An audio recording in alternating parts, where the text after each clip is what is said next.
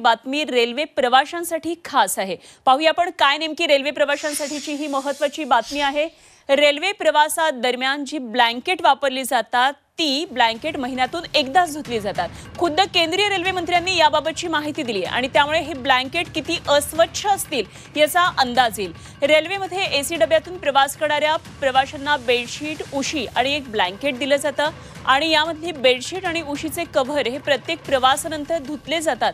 मात्र ब्लँकेट हे किती वेळा धुतले जातात याबाबत काँग्रेस खासदार कुलदीप इंदौरा यांनी प्रश्न उपस्थित केला आणि यावर रेल्वे मंत्र्यांनी ब्लँकेट हे केवळ एकदाच धुतलं जातं असं लेखी उत्तर दिले। रेल्वेकडून दिले जाणारे ब्लँकेट हे हलके, सहज धुता येणारे आणि चांगली ऊब देणारे असतात।